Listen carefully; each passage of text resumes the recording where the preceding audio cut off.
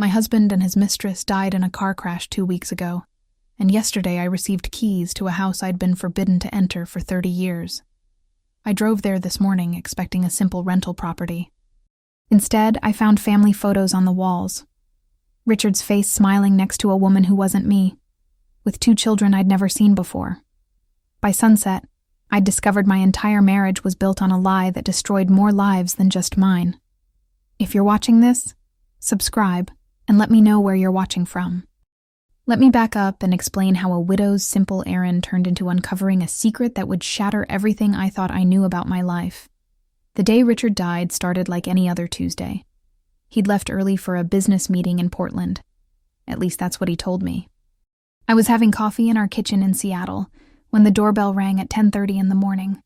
2 police officers stood on my porch, and the moment I saw their faces, I knew. You always know. "Mrs. Sullivan, there's been an accident," the older officer said. His name tag read Officer Morrison, and he couldn't quite meet my eyes. "Your husband Richard Sullivan was involved in a single-vehicle collision on Highway 26 early this morning. I'm very sorry, but he didn't survive." The world tilted. I gripped the doorframe. "What?" "No, that can't be right. He was going to Portland for meetings." The younger officer shifted his weight. "Ma'am, there was a passenger in the vehicle. A woman named Linda Patterson. She also didn't survive." Linda Patterson. I'd heard that name exactly once, maybe 5 years ago, when Richard mentioned a business associate who'd helped him with some property paperwork. I remember thinking it was odd he'd never mentioned her before or since. "I don't understand," I said. My voice sounded far away. "What was he doing with this woman?" The officers exchanged a glance. "We can't speculate on that, ma'am, but we'll need you to come identify the body when you're ready, and there are personal effects to collect." The next 2 weeks blurred together. My daughter Emily came immediately, bringing my 9-year-old granddaughter Grace. Emily handled most of the funeral arrangements while I sat in our living room, staring at 35 years of marriage photos and wondering who the man in them really was. Friends and neighbors brought casseroles and condolences. Richard's business partners came by with awkward sympathy. But nobody mentioned Linda Patterson. Nobody explained why my husband had been driving at 6 in the morning with another woman toward a town 2 hours away. Then yesterday morning, a woman named Diane Weber showed up at my door. She wore an expensive suit and carried a leather briefcase. "Mrs. Sullivan, I'm an attorney. I handled some property matters for your late husband. I'm very sorry for your loss." She paused. "There's a property your husband owned that needs to be addressed. He left specific instructions that these keys should go to you upon his death." She handed me an envelope. Inside were 3 keys on a ring and an address. 847 Oak Ridge Lane, Cedar Falls. Cedar Falls? I'd never heard of it. "What kind of property?" Diane's expression was carefully neutral. "I'm not at liberty to discuss the details. Mr. Sullivan was very insistent that only you should enter the property. He paid my retainer 20 years ago with instructions to deliver these keys if anything happened to him."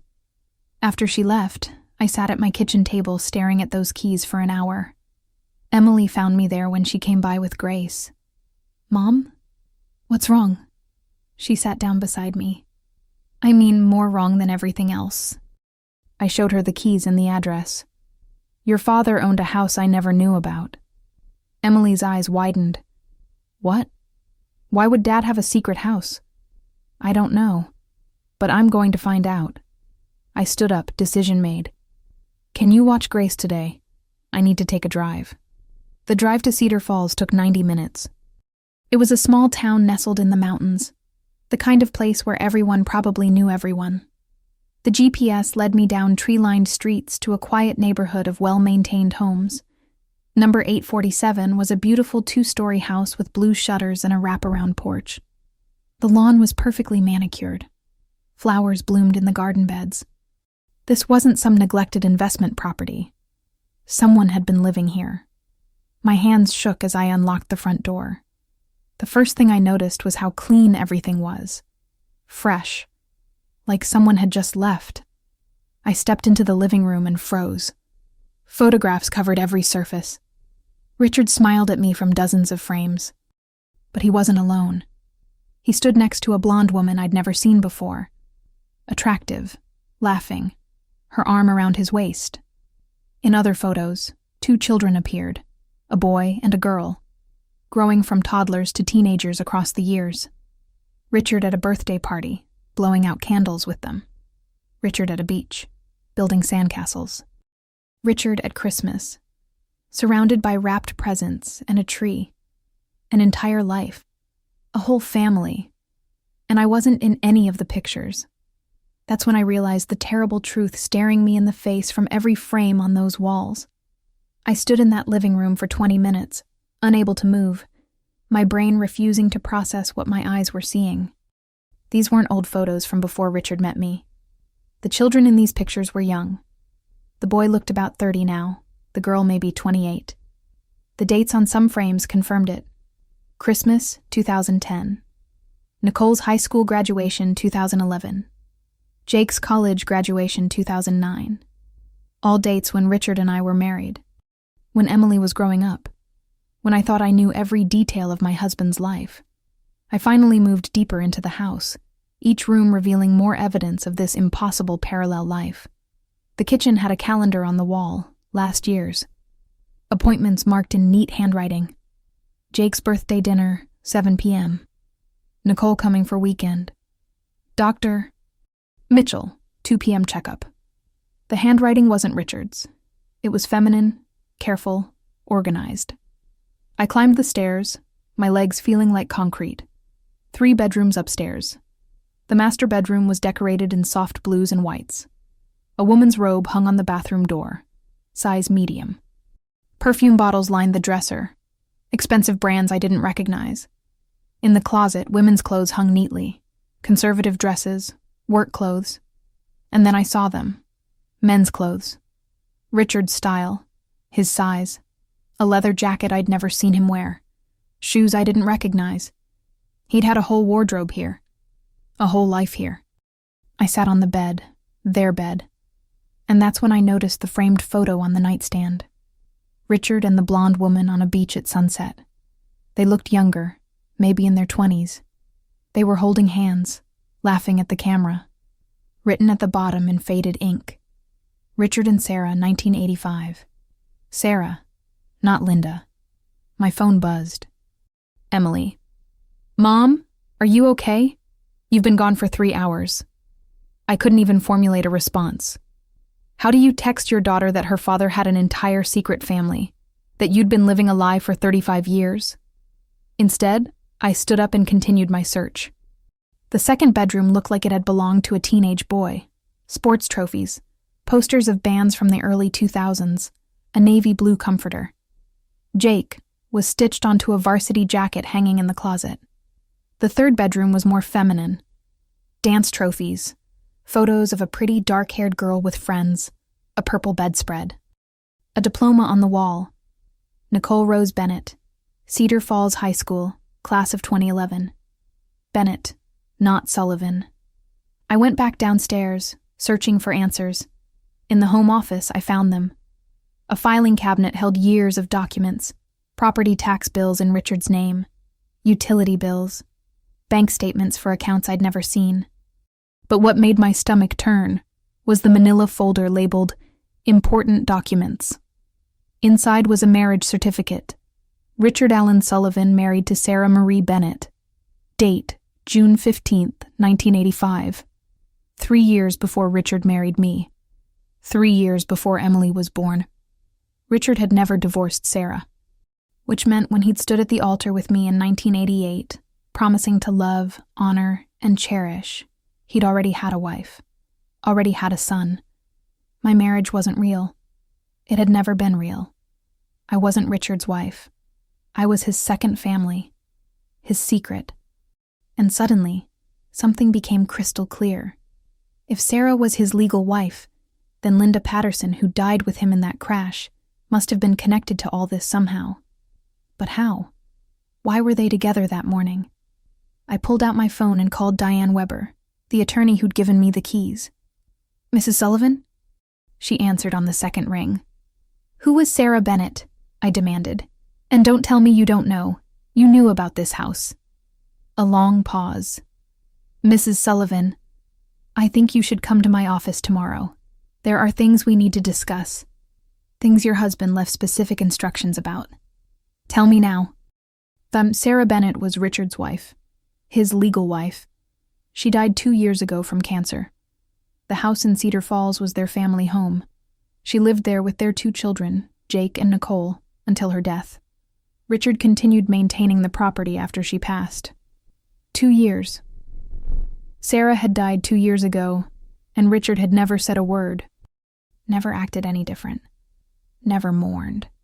He just continued going to his business meetings in Portland, maintaining this empty house, keeping this massive lie alive even after the woman in it had died.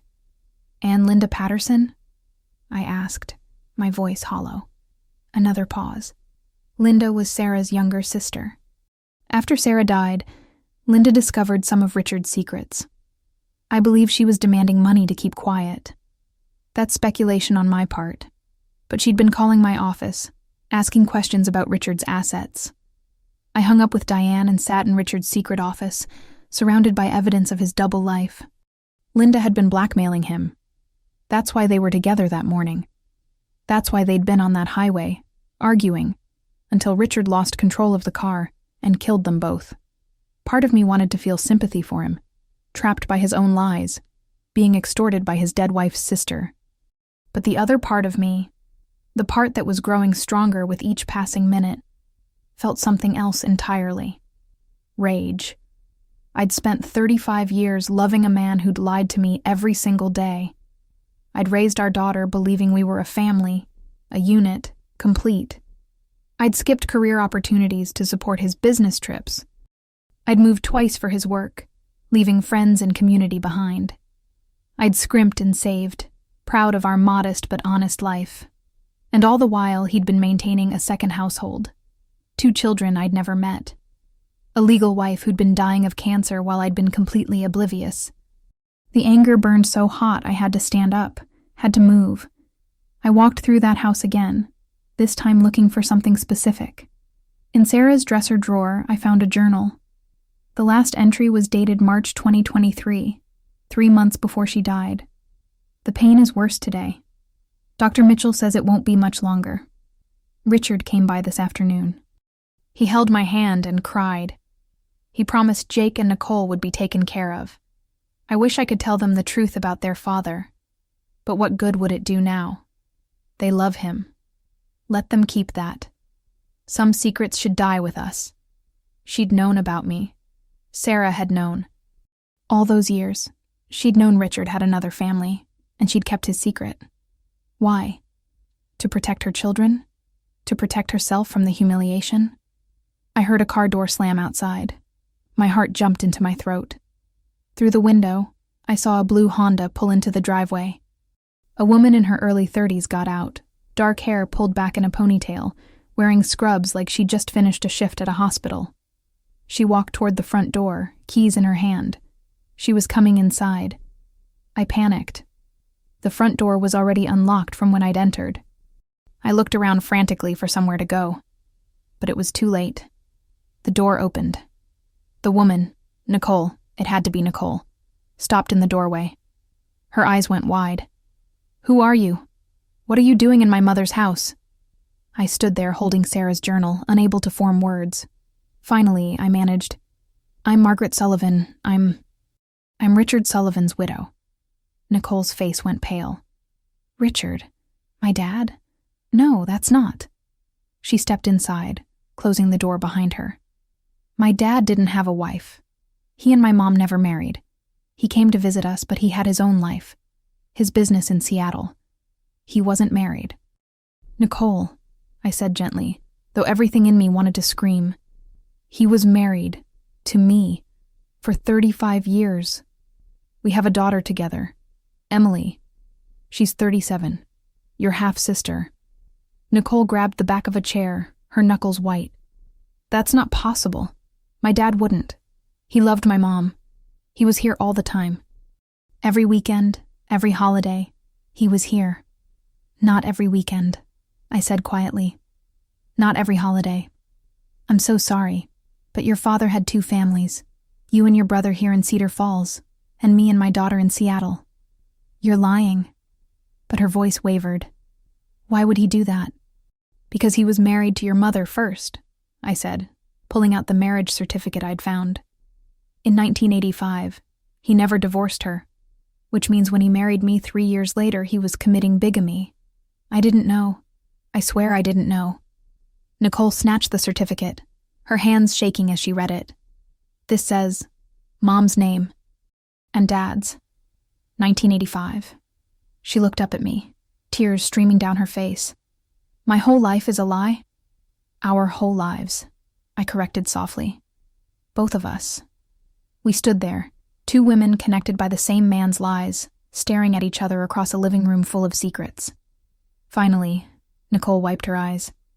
I came by to check on the house. I do that sometimes, to make sure everything's okay. My brother Jake and I have been trying to decide what to do with it. Dad had been paying the mortgage and bills even after Mom died. We didn't understand why he wouldn't just sell it. He was keeping the secret, I said. If he sold it, I might find out. If he let it fall apart, you and Jake might have questions. Nicole laughed bitterly. God, he thought of everything, didn't he? Except how to keep it all from crashing down. When did your mom die? I asked. 2 years ago. April 2023, pancreatic cancer. It was fast, 6 months from diagnosis too. She couldn't finish. Dad was devastated. He stayed with us for a week after the funeral. He held Jake and me while we cried. And then he went back to Seattle. Back to you. And never said a word. I remembered April 2023. Richard had seemed distracted that month, quieter than usual. He'd taken several business trips. When I'd asked if he was okay, he'd said he was stressed about a difficult client. I'd made his favorite dinners, trying to cheer him up, completely oblivious that he was grieving the death of his legal wife. Nicole, I said carefully, there's something else you need to know. Your father died 2 weeks ago, in a car accident, and there was a woman with him, Linda Patterson. Nicole's eyes widened.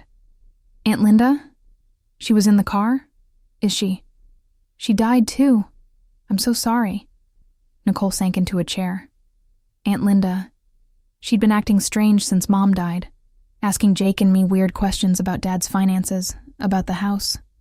We thought she was just struggling with grief. She looked up at me suddenly. But she knew, didn't she?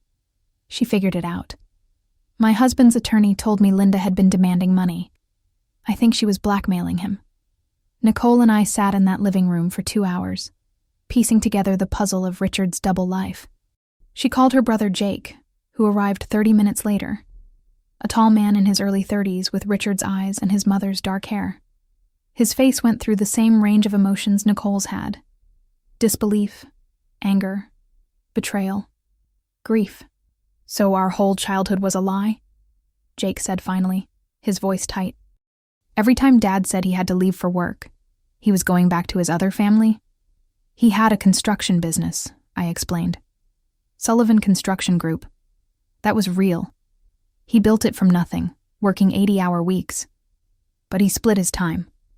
Weekdays mostly with me in Seattle. Weekends here with your mother.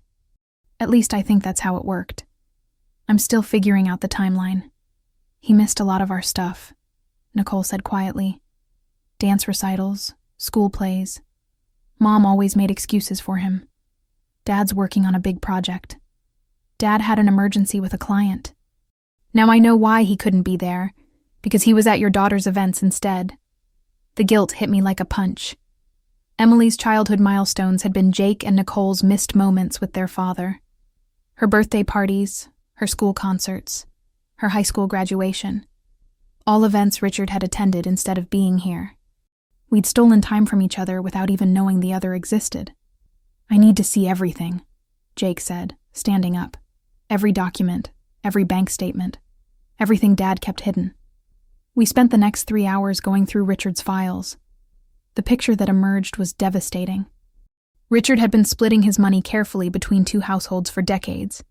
Bank statements showed regular transfers, mortgage payments for this house, utility bills, property taxes, tuition payments for Jake and Nicole's colleges.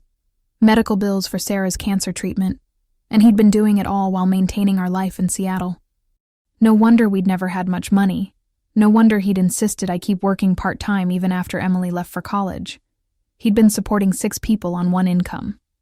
"Wait," Nicole said, pulling out a folder. "Look at this." It was a life insurance policy. $2 million. Beneficiaries: Sarah Bennett, deceased; Jake Bennett, Nicole Bennett, Margaret Sullivan, Emily Sullivan Morrison. "He split everything evenly," Jake said, scanning the document. "Half to Mom's kids, half to his other family. Even in death, he was trying to keep everyone equal."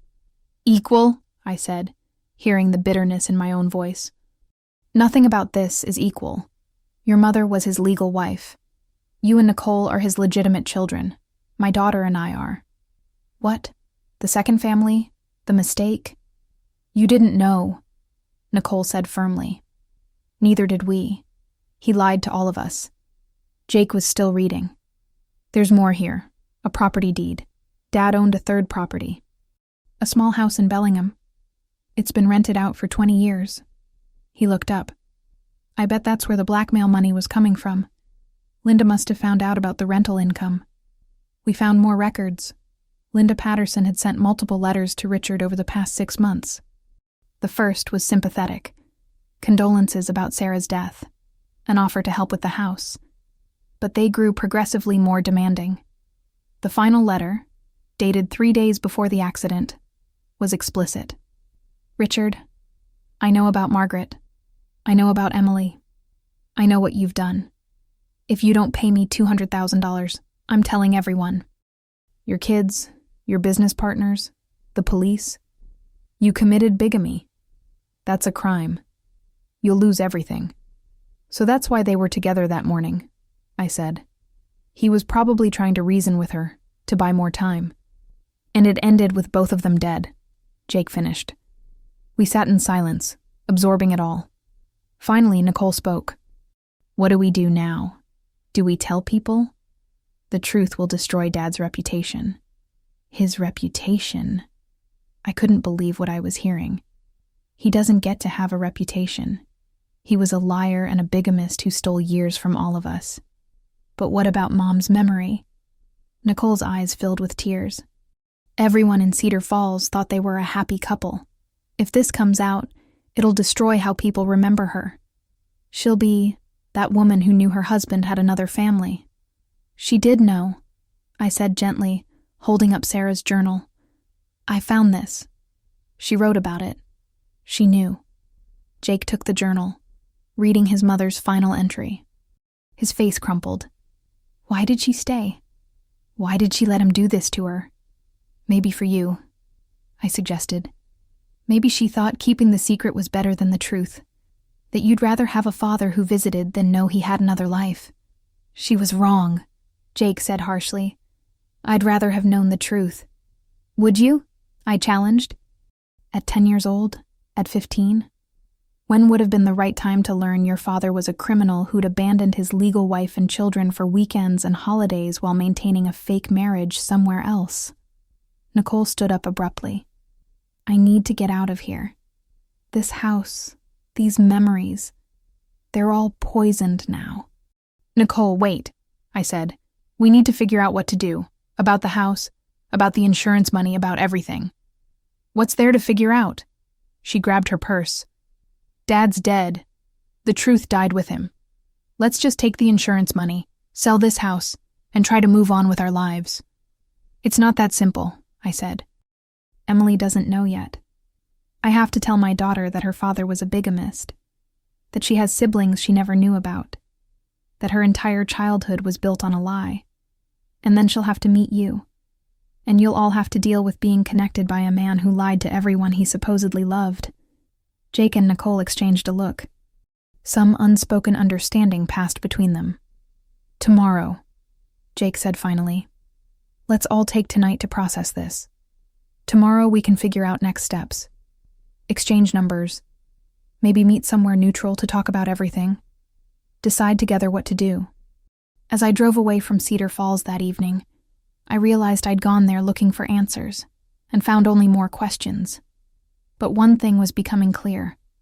Richard's death hadn't ended his lies. It had only exposed them. And now, I had to figure out how to help all of us survive the truth. I didn't sleep that night. Every time I closed my eyes, I saw Richard's face in those photographs, smiling at Sarah, holding Jake and Nicole, a complete life I'd never known existed. At 3 a.m, I went downstairs to our home office and started searching. If Richard could hide an entire family, what else had he hidden? I found our bank statements going back years. Richard had always handled our finances. He'd insisted on it, said it was easier since he ran the business. I'd never questioned it. Why would I? I'd trusted him completely. Now, looking at those statements with new eyes, I saw the pattern. Regular transfers to accounts I didn't recognize. Labeled vaguely, business expense, client consultation, property management, thousands of dollars flowing out of our account every month, and I'd never noticed because I'd never looked. I pulled up our credit card statements, charges in Cedar Falls, restaurants, a jewelry store, children's clothing stores. All explained away as business expenses because Richard's construction company supposedly had clients all over the state. Emily found me there at dawn, surrounded by papers, my eyes red from crying. "Mom, what are you doing?" I looked at my daughter, our daughter, mine and Richard's, and knew I couldn't hide this from her anymore. "Sit down, sweetheart. There's something I need to tell you about your father." It took an hour to explain everything. The house in Cedar Falls, Sarah and Jake and Nicole, the bigamy, the lies that had spanned decades. Emily sat frozen, her face going through the same transformation Nicole's and Jake's had. Disbelief, to horror, to fury, to grief. "So I have siblings?" she whispered finally. "A brother and sister I've never met?" "Half-siblings," I corrected gently. "But yes, Jake is 32, Nicole is 30. They're good people, Emily. They're hurting just as much as we are. And Dad just lied? My whole life he lied. Every time he missed a soccer game or was late to dinner or had to go on a business trip, he was with them? Not always, but sometimes, yes." Emily stood up, pacing. "I want to meet them. I want to meet my brother and sister." "Are you sure? It might be easier to just..." "No, Mom. They deserve to know me and I deserve to know them. None of this is their fault. It's Dad's fault. He did this to all of us." I called Jake that afternoon. He and Nicole agreed to meet us for dinner the next day at a restaurant halfway between Seattle and Cedar Falls. A neutral location, neutral ground for an impossible conversation. But before that meeting, I had one more person to confront. I called Diane Weber and demanded a meeting. In her office that evening, I laid out everything I'd discovered. "You knew," I said. "You had to know. You delivered those keys. You knew about Sarah, about the children, about all of it." Diane folded her hands on her desk. I knew Richard had complicated personal affairs, but attorney-client privilege prevented me from saying anything while he was alive. And honestly, Mrs. Sullivan, Richard paid me very well to not ask questions. "Did you know the marriage was bigamous? That would make you an accessory to a crime." I suspected the situation was legally problematic, she admitted carefully. But my job was to handle his property matters and follow his instructions, which I did. "What about Linda Patterson? Did you know she was blackmailing him?" I suspected it, yes. She called my office several times in the weeks before the accident, demanding information about Richard's assets. I told her I couldn't discuss client information. But I did warn Richard that she might be a problem. And he said he'd handle it. Diane paused. 2 days later, he was dead. Make of that what you will. I leaned forward. The police ruled it an accident, a single-vehicle collision. But Linda was blackmailing him. They were arguing. Is it possible? Could it have been intentional? "You mean, did Richard deliberately crash the car?" Diane considered this. "I honestly don't know. But I will say this. Richard was desperate. The last time I spoke with him, 3 days before the accident, he said something strange. He said, 'If anything happens to me, make sure Margaret gets those keys. She deserves to know the truth. He was planning for this, I said slowly. He knew it might end badly. Or he knew the lies were about to come out, and he wanted you to discover the truth on your own terms. Diane pulled out a thick folder. There's something else. Richard left a letter. He wrote it 6 months ago and instructed me to give it to you if he died and you discovered the Cedar Falls property. I believe that time has come. She handed me a sealed envelope. My name in Richard's handwriting. I didn't open it there. I took it home, sat in our bedroom, the bedroom we'd shared for 35 years, and finally broke the seal. My dearest Margaret, it began. If you're reading this, I'm gone, and you found the house in Cedar Falls. You know about Sarah, about Jake and Nicole. You know what I've done. I have no excuses. What I did was unforgivable. I built a life on lies, and those lies have hurt everyone I loved. But I need you to understand how it happened, even if you can never forgive it. I met Sarah when I was 25. We married young, full of dreams. When Jake was born, I was working construction, barely making ends meet. I took a job in Seattle, supposed to be temporary, 6 months to save money. That's when I met you. You were beautiful, strong, kind. You made me laugh. You made me feel like I could be more than I was. I told myself I'd go back to Sarah after the job ended. But then I fell in love with you. And I couldn't choose. I couldn't bear to lose either of you. So I didn't choose. I built 2 lives. I told myself I was making everyone happy. You and Emily had me during the week. Sarah and the kids had me on weekends.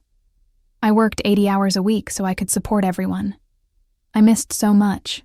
Birthdays, holidays, ordinary moments. But I thought if I just worked hard enough, kept all the plates spinning, I could make it work.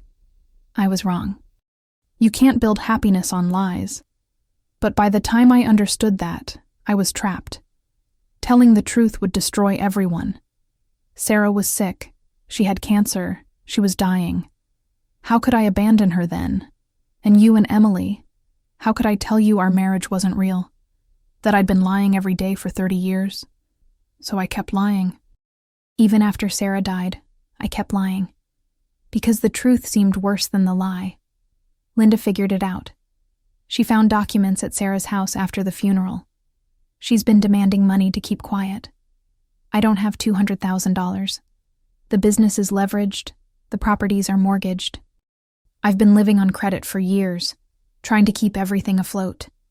If you're reading this, it means it all fell apart. And you're left cleaning up my mess. I'm sorry for that most of all, that even in death, I'm causing you pain. The insurance money is real. $2 million. It should go equally. $500,000 to you, $500,000 to Emily, $500,000 to Jake, $500,000 to Nicole. They're all my children. You're all my family. Even if I was too much of a coward to figure out how to be a husband and father to all of you the right way. Tell Emily I love her. Tell her I'm sorry. Tell Jake and Nicole that their mother was the better person. She knew the truth and still protected them from it. Learn from her strength. Don't let my mistakes poison your memories of the good moments we had. They were real, even if the foundation was rotten. I love you, Margaret. I loved you from the moment we met. That part was never a lie. Forgive me if you can. Hate me if you must. But please, try to find a way to be kind to Jake and Nicole. They're innocent in all this. They deserve better than the father I was. Richard. I read that letter 3 times, and with each reading my feelings shifted. Anger, grief, understanding, more anger. He'd loved me. I believe that. But love without honesty isn't real love. It's just a beautiful lie we tell ourselves while the truth waits in the shadows. Tomorrow I'd meet Jake and Nicole. Tomorrow Emily would meet her siblings. Tomorrow we'd start the impossible work of building something honest from the wreckage of Richard's lies. But tonight, I let myself grieve for the man I'd thought I knew, the marriage I'd thought I had, and the life I'd thought we'd built together. Tomorrow would come soon enough. The restaurant was called the Riverside Inn, a quiet place with soft lighting and private booths. I'd chosen it carefully. Somewhere public enough that we'd all stay civil. Private enough that we could talk without being overheard. Emily and I arrived first. She'd barely spoken during the drive, her hands clenched in her lap. At 37, she looked young and frightened, like a child about to meet strangers who would change everything. "What if they hate me?" she whispered as we waited. "What if they blame me for Dad choosing us over them?" "They won't," I assured her, though I wasn't certain. "They're victims too. We all are." Jake and Nicole walked in at exactly 7 o'clock. I recognized them immediately. Richard's height in Jake, Sarah's graceful movements in Nicole. They spotted us and approached slowly, cautiously. The four of us stood there for a long moment, just staring at each other. Then Nicole said, "You look like him. Your eyes. That's Dad's smile." Emily's face crumpled. "So do you. Both of you." And then somehow Emily and Nicole were hugging, both of them crying. Jake and I watched, our own eyes wet, as our daughters, though they hadn't grown up together, clung to each other like lifelines. We sat down, ordered food none of us would eat, and talked. Jake pulled out a laptop. "I've been going through Dad's financial records. It's worse than we thought. The business is $300,000 in debt. He's been taking loans against it for years. The Cedar Falls house has a second mortgage. Even your house in Seattle has a home equity line of credit. He was drowning in debt, trying to maintain both households." "What about the rental property in Bellingham?" I asked. "Mortgage to the limit. The rental income barely covers the payment. And there's more." Jake turned the laptop toward us. "I found Dad's phone records. The morning he died, Linda called him 14 times, starting at 5:30 a.m. The last call was at 6:47, right before the accident. She wasn't just blackmailing him. She was harassing him, probably demanding the money right then." Nicole leaned forward. "I talked to Aunt Linda's neighbor yesterday. She said Linda had been acting erratic for months, obsessed with money, constantly on her phone, showing up at odd hours. The neighbor said she thought Linda might have a gambling problem." I pulled out Richard's letter and showed them. They read it in silence, their faces reflecting the same conflicted emotions I'd felt. Anger at his cowardice, grief for the father they'd thought they knew, understanding of the impossible situation he'd created for himself. "He was weak," Jake said finally. "He couldn't make the hard choice, so he made everyone suffer. But he provided for us," Nicole countered. "He paid for our college, helped with Mom's medical bills. He was there when it mattered." "Except when he wasn't," Emily said quietly. "Except when he was with you instead of me, or with me instead of you. We all got half a father because he couldn't be honest with anyone." The truth of that statement hung in the air. "So what do we do?" Nicole asked. "About the house, about the business, about everything Dad left behind?" "The insurance money," Jake said. $2 million split 4 ways like Dad wanted. That's $500,000 each.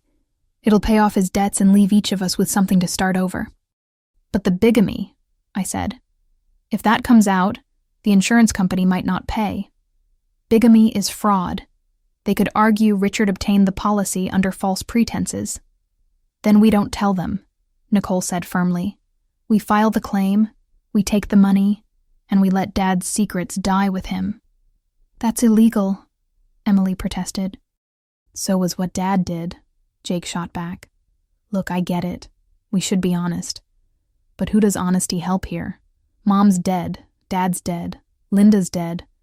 The truth doesn't bring any of them back. All it does is complicate everything and potentially leave us all with nothing." I thought about it. About Richard's letter. His plea to protect each other. About Sarah's journal entry. Her choice to keep the secret. About the 4 of us, connected by lies but trying to build something true. "There's another option," I said slowly. "We tell the truth, but carefully. We file for the insurance as Richard's survivors. If questions come up, we explain that we discovered the situation after his death. We didn't commit fraud. He did. The insurance company might still pay, especially since Richard paid into that policy for 30 years. And if they don't?" Nicole asked. "Then we deal with it together, as a family. I looked at each of them. Jake, Nicole, Emily. The one good thing that might come from Richard's lies is this. You three. Your siblings. Your blood.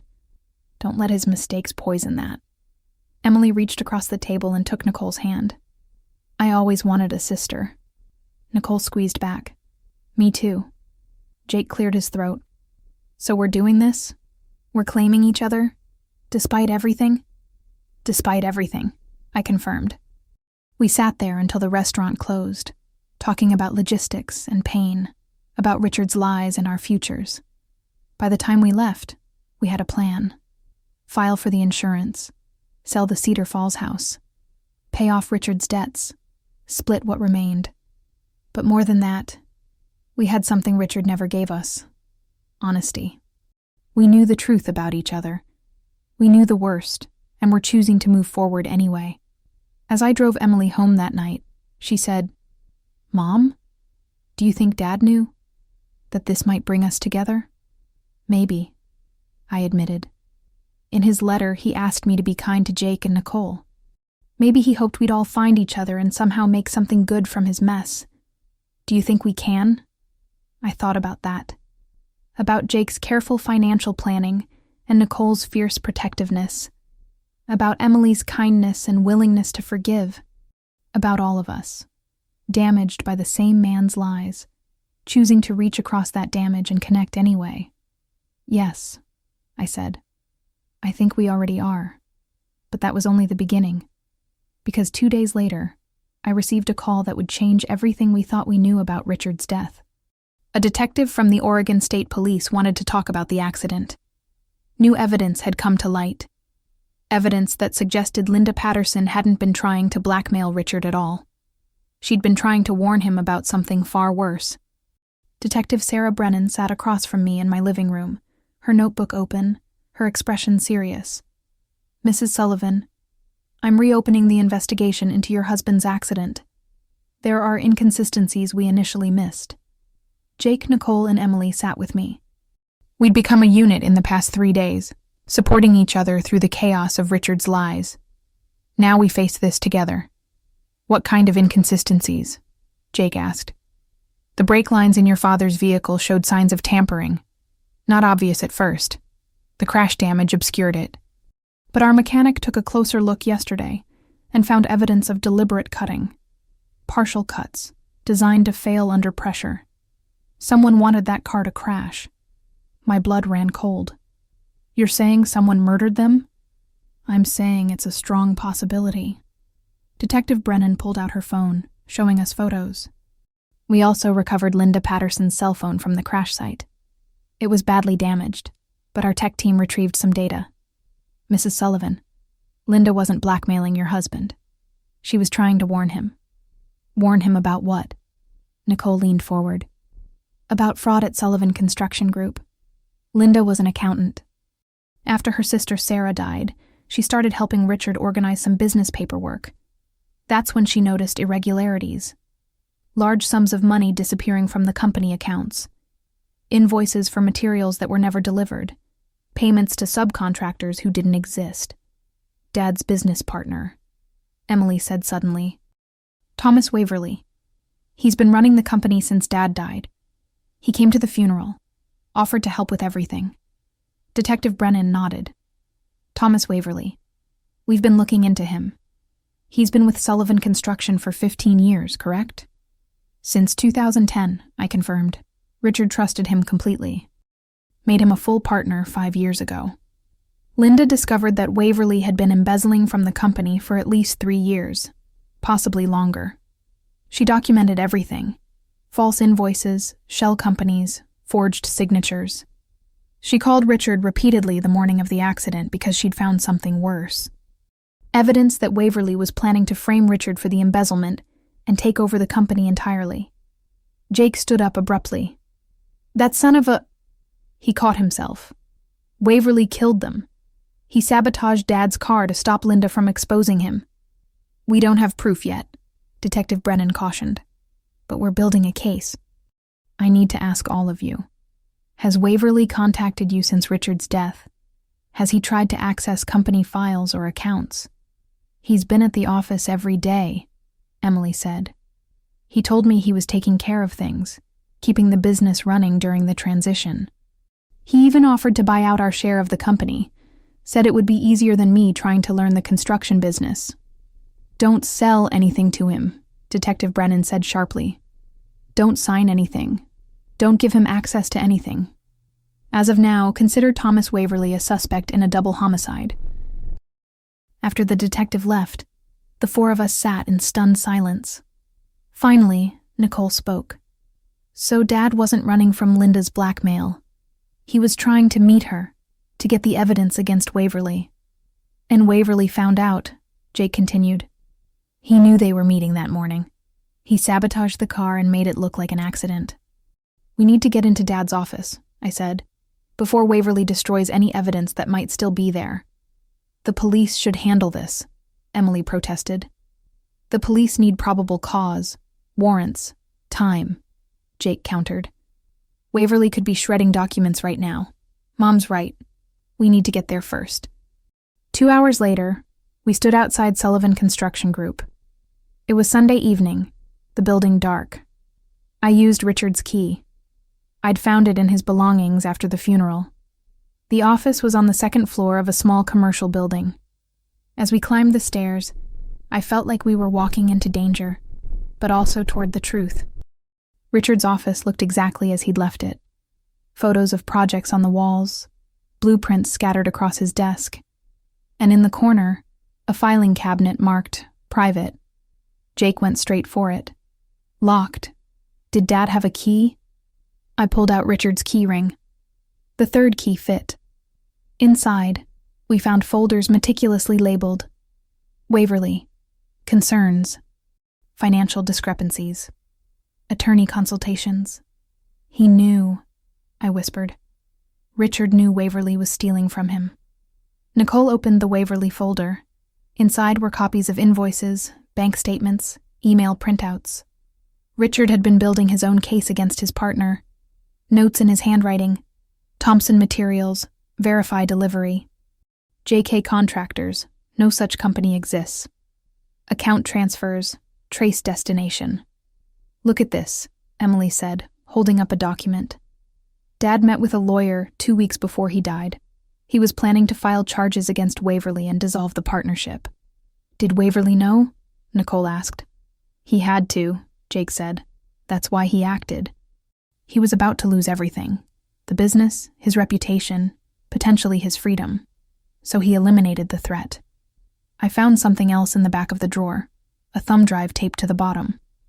Richard hid this. Whatever's on here, he didn't want Waverly to find it. We took everything, every document, every file, the thumb drive, and left. Back at my house, Jake plugged the thumb drive into his laptop. It was password protected. Try his birthday, Nicole suggested. Wrong. We tried Sarah's birthday, Emily's birthday, our anniversary. Nothing worked. Then Emily said quietly, try Jake's birthday, and Nicole's. Together. Jake typed 1107-1930, Jake's birth date, and 012819950, Nicole's birth date. The drive opened. Inside were hundreds of files, spreadsheets tracking every fraudulent transaction Waverly had made. Audio recordings of phone calls where Waverly discussed moving money to offshore accounts. Video files showing Waverly in Richard's office late at night, accessing files he shouldn't have touched. And a document titled Final Evidence for Linda. It was a comprehensive report Richard had compiled. Every crime Waverly had committed, every dollar stolen, every law broken. Richard had been planning to give this to Linda so she could take it to the authorities. They were supposed to meet that morning to hand over the evidence, but Waverly had found out, and he'd made sure they never made it to that meeting. Monday morning, we met with Detective Brennan and handed over everything we'd found. She spread the documents across her conference table, her expression growing darker as she reviewed each piece of evidence. This is extensive, she said. Your husband was thorough. With this and the evidence from Linda's phone, we have enough to arrest Waverly. But I need to ask, Why didn't Richard just go to the police himself? Why involve Linda? Because of the bigamy, I said quietly. If Richard came forward, his entire life would be investigated. The fraud case against Waverly would be tangled up with questions about Richard's personal life, his finances, how he was supporting 2 families. He probably thought it would weaken the case against Waverly, or make Richard look like a criminal too. So he was going to have Linda present the evidence as if she'd discovered it independently while handling her sister's estate, Detective Brennan concluded. Clever. It would keep Richard's secrets hidden while still stopping Waverly. But Waverly figured it out, Jake said. Not necessarily all of it, the detective corrected. Waverly might have just known Richard was onto him and Linda was helping. He might have no idea about the bigamy, the double life. Let's keep it that way for now. The simpler we keep this investigation, the cleaner the case. What happens next?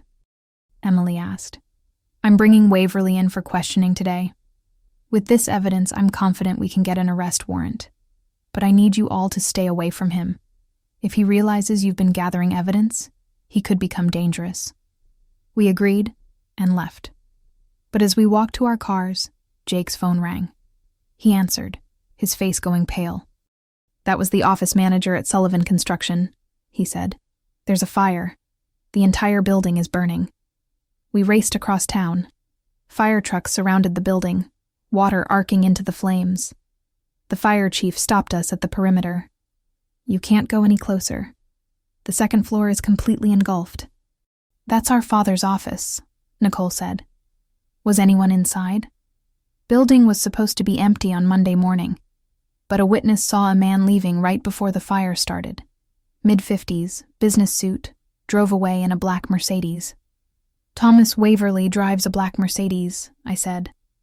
The fire chief radioed someone, then nodded. Police are being notified. You should talk to that detective who's been investigating your father's accident. We called Detective Brennan. She arrived 20 minutes later, fury in her eyes. Waverly's destroying evidence. He must know we're onto him. His house is empty. Looks like he cleared out in a hurry. We've issued an APB. He won't get far. But I wasn't so sure. Waverly had been planning this for years. He'd stolen hundreds of thousands of dollars. He'd committed murder twice. He wouldn't give up easily. Detective, I said, Waverly doesn't know we copied everything from Richard's office. He thinks he's destroying the evidence by burning down the building. But we have it all. The files, the thumb drive, everything. Then he's made his last mistake, Detective Brennan said. Over the next 3 days, the net tightened around Thomas Waverly. Police tracked his movements through credit card receipts and toll booth cameras. He'd driven south, toward the Mexico border. But Detective Brennan had called ahead, and Border Patrol was waiting. They arrested him at a checkpoint in San Diego, his car packed with suitcases full of cash and a fake passport. When they searched his vehicle, they found something else. A burner phone with a single contact saved under mechanic. Text messages detailed the plan to sabotage Richard's brake lines. Waverly had paid someone $50,000 to cut the brakes just enough that they'd fail during hard use, like when Richard was driving down the mountain roads toward Cedar Falls. Detective Brennan called me with the news. We got him. He's being charged with 2 counts of murder, embezzlement, arson, and a dozen other charges. He's looking at life in prison without parole. And the company? I asked. Sullivan Construction? The insurance will cover the fire damage, and with Waverly going to prison, all his shares in the company revert to Richard's estate. That means they're split among Richard's heirs. You, Emily, Jake, and Nicole now own Sullivan Construction Group. After I hung up, I gathered the others and told them. We sat in my living room, the same room where this had all started just 2 weeks ago, and tried to process everything that had happened. We own a construction company, Emily said, with a laugh that was half hysteria. None of us know anything about construction. We could sell it, Nicole suggested. Take the money and walk away from all of this. But Jake shook his head. Dad built that company from nothing. He worked 80-hour weeks for 30 years. Yes, he was a liar about his personal life, but he was a good businessman. He created something real. Waverly tried to destroy it, but we have a chance to save it. Jake's right, I said. Richard may have failed as a husband and father, but Sullivan Construction employed 30 people. It built schools and hospitals and homes. That's worth saving. So we run it? Emily asked. How? Together, Jake said simply. We hire good managers. We learn the business. We make it honest, completely honest, unlike Dad. We pay our workers fairly. We file every tax form correctly. We do it right. Nicole smiled. Sullivan Construction, next generation. Actually, I said slowly, maybe it's time for a new name. Sullivan is tainted now, by Richard's lies, by Waverly's crimes. What if we called it something else? Something that represents what we've built together. Emily thought for a moment. Bennett Sullivan Construction. Both families, both names, equal. Jake and Nicole exchanged glances, then nodded. Bennett Sullivan, Jake said. I like it. We toasted with coffee mugs. None of us felt like alcohol, and began planning. Jake would oversee operations. He had an engineering background. Nicole would handle client relations. Her nursing career had taught her how to manage people in crisis situations. Emily would manage the books and legal compliance. She was methodical and honest to a fault. And I would serve as the face of the company during the transition, using my 35 years at Richard's side to reassure clients and workers that Bennett Sullivan Construction was stable and trustworthy. It wouldn't be easy. We'd have to rebuild trust, replace lost files, restructure finances. But for the first time since Richard's death, I felt something like hope. 3 months later, Bennett Sullivan Construction held its first official meeting in our newly renovated office space. The fire damage had been extensive, but we'd used the insurance money to rebuild better. Open floor plans, modern equipment, a conference room with windows overlooking the city. Jake stood at the head of the table, presenting the quarterly report. We've completed 4 projects since the transition. All on time, all on budget. Client satisfaction surveys are positive, and we've landed 2 new contracts, a medical office building and a residential development. Revenue? Nicole asked. Up 12% from this time last year. We've cut costs by eliminating the shell companies Waverly was using to siphon money. Every dollar we earn goes into legitimate operations or back to the company. Staff morale? Emily asked. Better than expected. We were honest with everyone about what Waverly did, about Dad's complications, about the transition. Turns out people appreciate honesty. Who knew? Jake's dry humor got a laugh from around the table. I looked at these 3, my daughter and Richard's other children, and felt proud. We'd taken something broken and made it work. Not perfect, but honest. After the meeting, Detective Brennan stopped by. She'd become almost a friend over the past months, guiding us through the legal aftermath of Waverly's arrest. Wanted to give you an update, she said. Waverly's trial date is set for next month. His lawyer tried to make a deal, but the DA refused. With the evidence you provided, it's an open and shut case. He'll be convicted. And the mechanic he hired? I asked. Turned state's witness. He'll testify that Waverly paid him to sabotage the car. In exchange, he's getting a reduced sentence. He'll still do time, but nothing like what Waverly's facing. Life in prison, Nicole said. It seems almost too easy for what he did.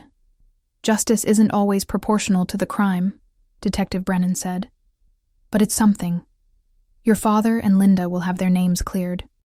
Everyone will know they were the victims, not the criminals. After she left, Emily said quietly, Do you think Dad knew? That Waverly was dangerous enough to kill? I think he suspected Waverly was capable of anything, I said. That's why he was so careful with the evidence. Why he involved Linda. He was trying to protect himself. He just didn't move fast enough. Do you think he'd be proud, Jake asked, of what we've done with the company? I considered that. Richard the liar, the bigamist, the coward who couldn't choose between 2 families. But also Richard the builder, the provider, the man who'd worked himself to exhaustion trying to take care of everyone he loved, even if he'd done it all wrong. Yes, I said finally. I think he'd be proud. And I think Sarah would be too.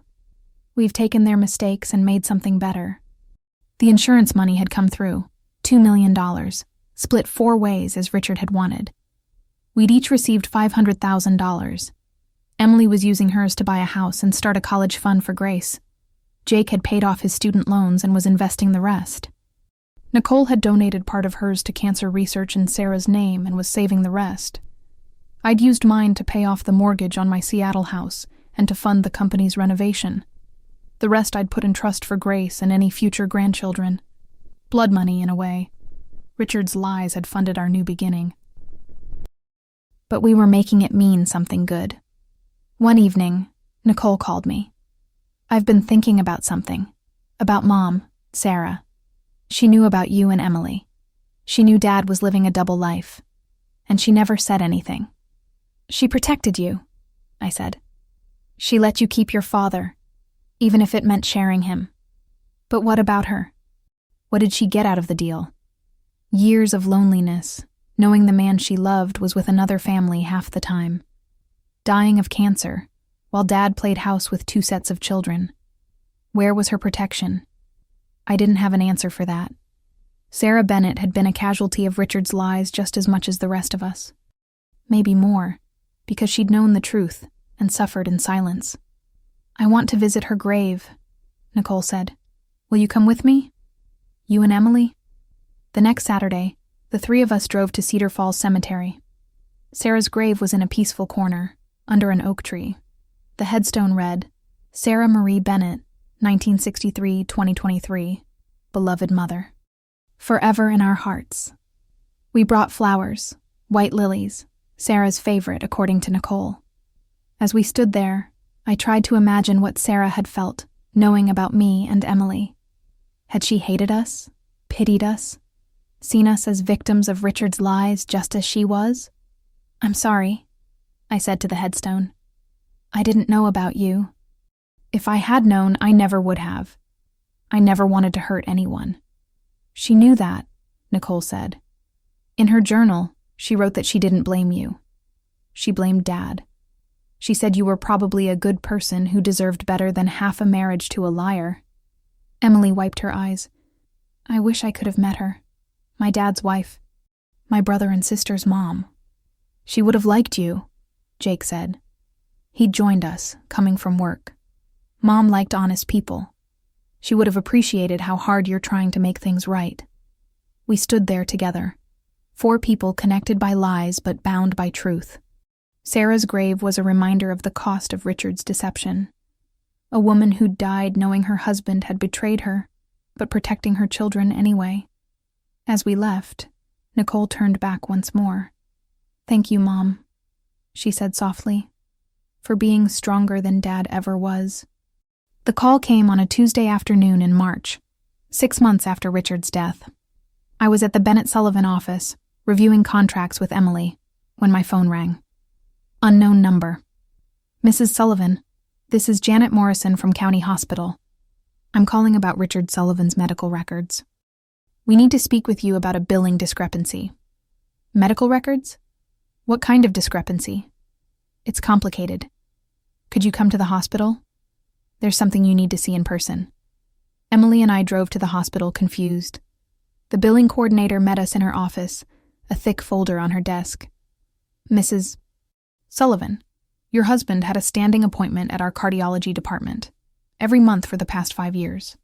He was being treated for a serious heart condition, severe coronary artery disease. His cardiologist recommended surgery 2 years ago, but Mr. Sullivan refused treatment." My mind went blank. Heart condition? Richard never mentioned any heart condition. Janet opened the folder, showing me medical reports, test results, prescription records, all in Richard's name. All showing a man with progressive heart disease that was, according to the notes, going to kill him within a year or 2.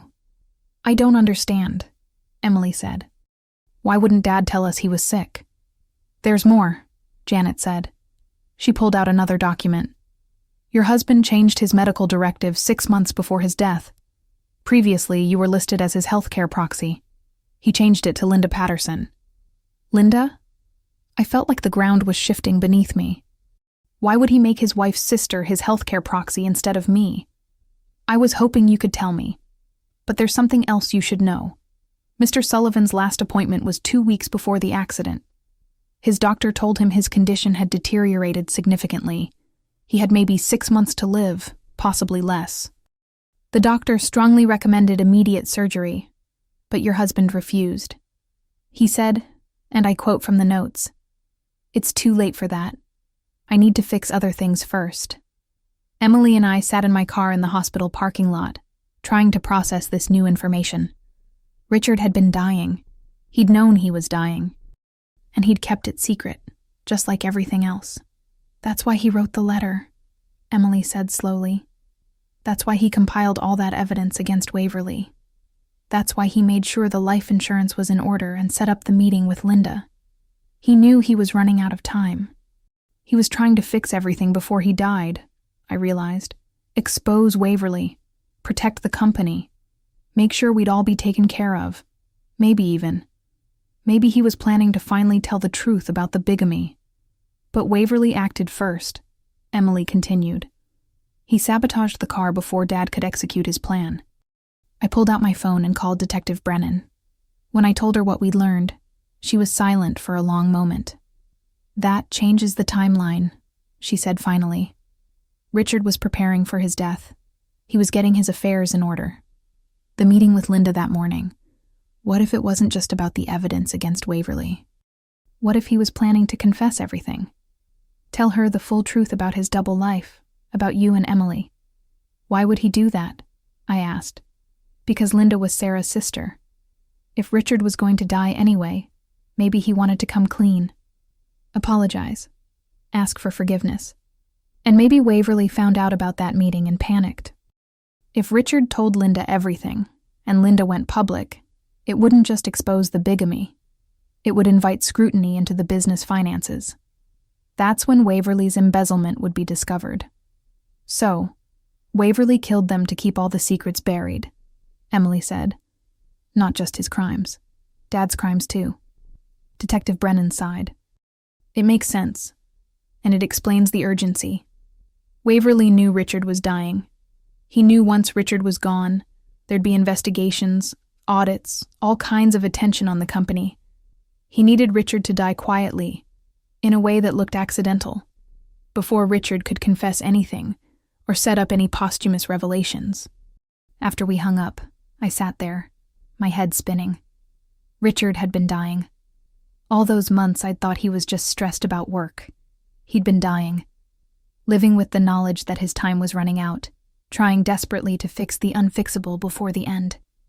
"Mom," Emily said softly, "do you think Dad was planning to tell you? About Sarah and the kids? Maybe after he exposed Waverly. Maybe he was going to finally come clean about everything. I don't know," I admitted. "Part of me wants to believe that Richard was finally going to be honest. But another part of me thinks he would have taken those secrets to his grave. Let us discover them after he died, when he wouldn't have to face the consequences. His letter," Emily said suddenly. "He wrote that letter 6 months before he died, right after he found out he was dying. Mom, that letter wasn't just insurance in case Waverly killed him. It was his confession, his goodbye. He knew he didn't have long, and he wanted us to know the truth after he was gone." She was right. Richard's letter had been his way of controlling the narrative even in death, explaining himself, asking for forgiveness, trying to make sense of the senseless. But there was something else bothering me.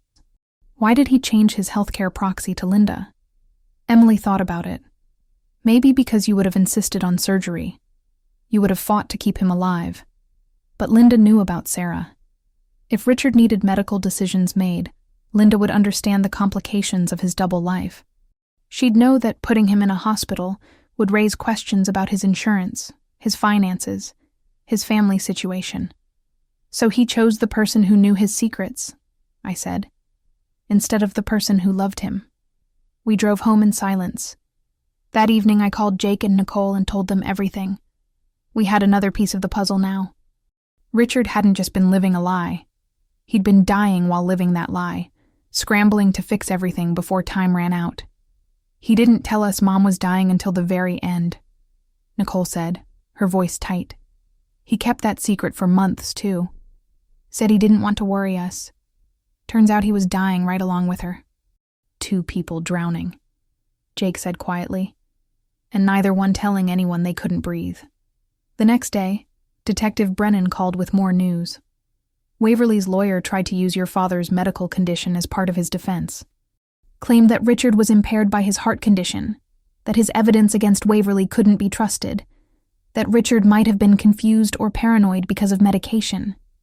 That's ridiculous, I said. The DA agrees. Richard's medical records show he was mentally sharp until the end. His cardiologist testified that heart disease doesn't cause paranoid delusions. And frankly, the evidence Richard compiled is too detailed and accurate to have been created by someone who was impaired. If anything, knowing he was dying might have motivated Richard to be even more thorough. When's the trial? I asked. Next week. I wanted to prepare you. Waverly's defense team is going to bring up Richard's bigamy. They're arguing that Richard was a criminal himself, that his evidence against Waverly can't be trusted because Richard was a liar. They'll drag your family through the mud to try to create reasonable doubt. I closed my eyes. So the truth comes out anyway. I'm afraid so. But Mrs. Sullivan? The bigamy doesn't change the facts. Waverly embezzled money. Waverly sabotaged that car. Waverly committed murder. Richard's personal life doesn't erase those truths. Will we have to testify? I asked. Probably. The DA wants to call all of you, to humanize the victims, to show that Richard was a real person with a family, with families, who loved him despite his flaws. All of us? I clarified. Me, Emily, Jake, and Nicole? Together? Yes. Is that a problem? I looked around my living room at the photos on the walls. Some showed Emily growing up. But now there were new photos too. Pictures from the past 6 months. The 4 of us at the new office. Jake and Emily laughing over blueprints. Nicole and me planting flowers at Sarah's grave. Bennett Sullivan Construction's ribbon-cutting ceremony. A family. Not the one Richard had planned, or the one he'd lied to create. But a real family, built on truth and shared trauma, and the decision to love each other anyway. No, I told Detective Brennan. It's not a problem. We'll testify. Together. The courtroom was packed. Media had picked up the story. A construction company owner living a double life, murdered by his embezzling business partner. It had everything. Fraud, bigamy, murder, secrets. The gallery was full of reporters, curious onlookers, and Richard's former employees who wanted to see justice done. Thomas Waverly sat at the defense table, looking older than I remembered. Prison had aged him.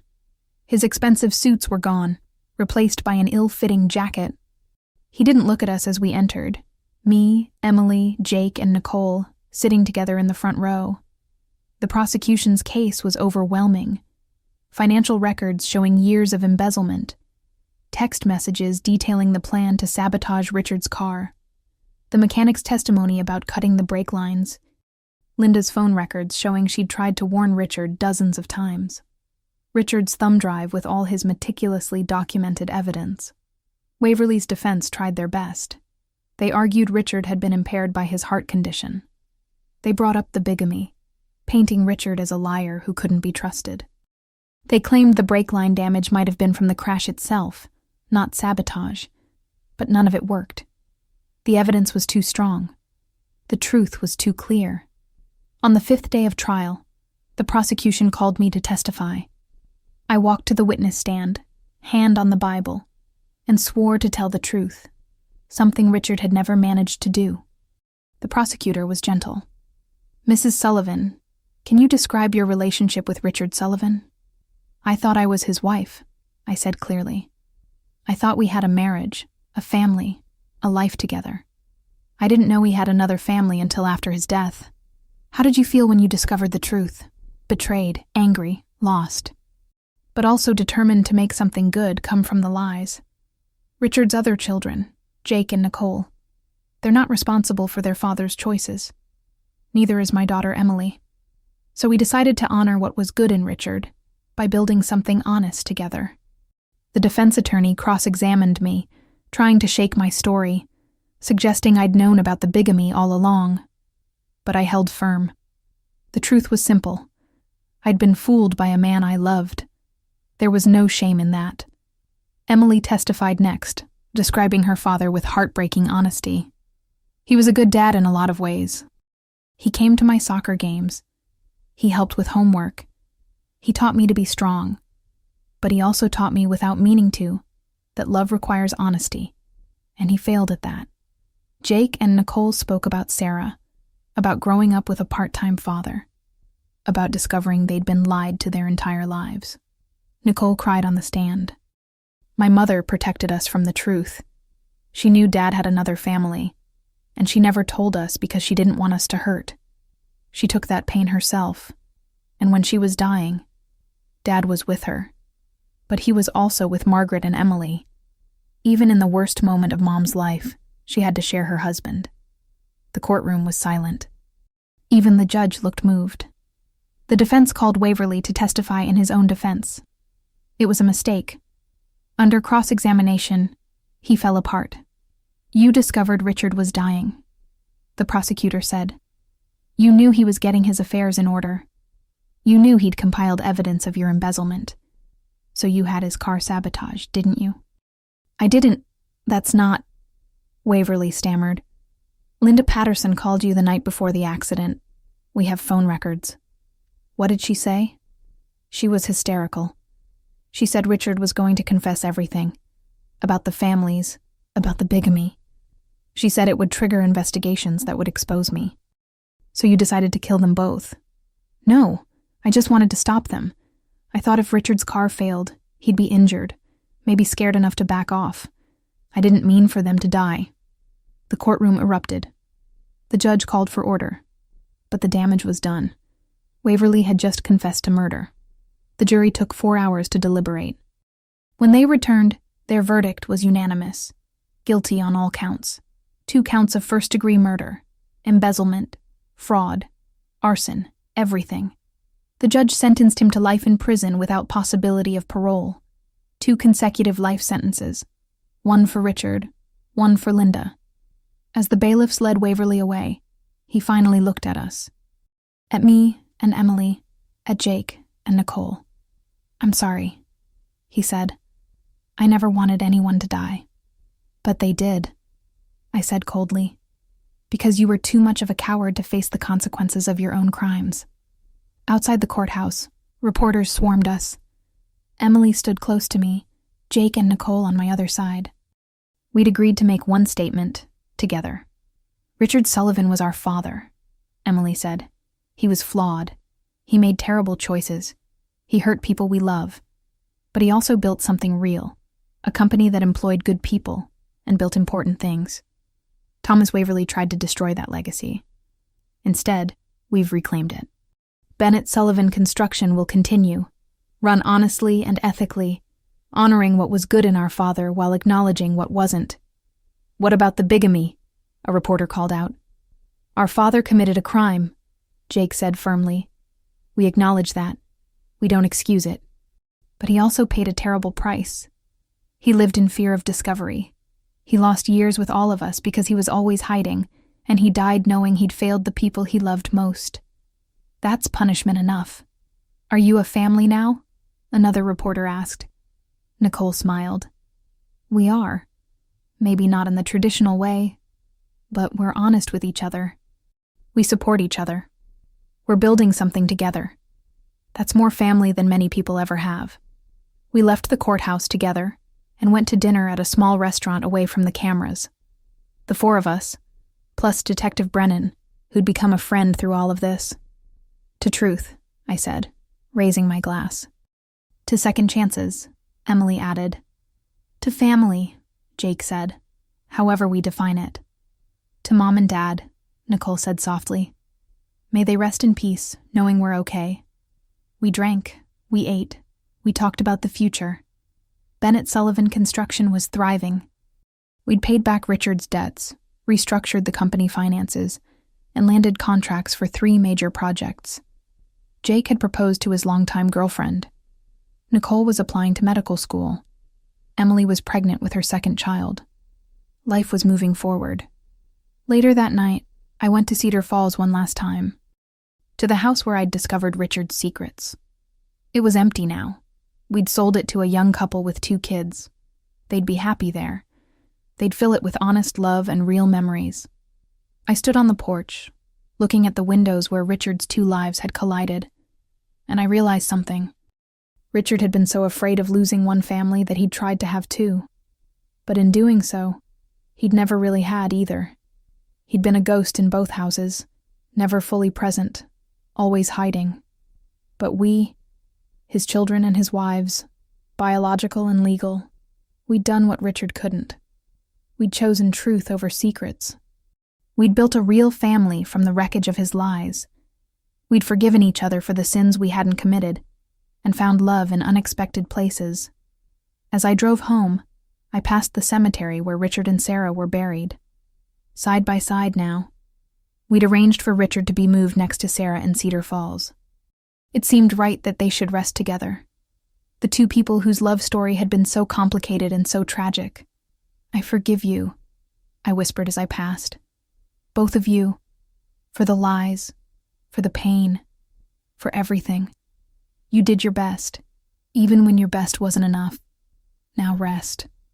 At home, I found a letter in my mailbox. No return address. I opened it carefully. Inside was a note in handwriting I didn't recognize. Dear Mrs. Sullivan, you don't know me, but I knew Richard. I worked for him 15 years ago. He helped me when I was struggling, paid for my son's medical bills, gave me extra work when I needed it, never asked for anything in return. I just wanted you to know that whatever else he was also kind. Thank you for protecting his legacy. A grateful friend. I folded the letter carefully and put it in a box with Richard's other things. The good and the bad. The lies and the small kindnesses. The man was complicated, and I was finally accepting that. Not excusing him, not forgetting what he'd done, but accepting that people are rarely just one thing. 6 months later, Bennett Sullivan Construction won a major award for business ethics and community service. We accepted it together, me, Emily, Jake, and Nicole, on stage in front of hundreds of people. Our father built this company, Emily said into the microphone. But he built it on secrets. We're rebuilding it on truth. We're not perfect. We make mistakes. But we own those mistakes. We fix them, and we move forward. That's the legacy we're creating, not the one we inherited. The audience applauded.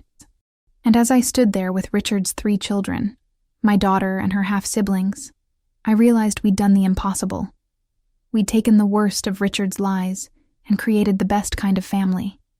One built on honesty, forgiveness, and choice. Richard's secret had been his downfall, but our truth had set us free. That night, I added one last entry to my journal, the one I'd been keeping since Richard's death. He wanted to be remembered as a good man, I wrote. He failed at that, but he gave us something better.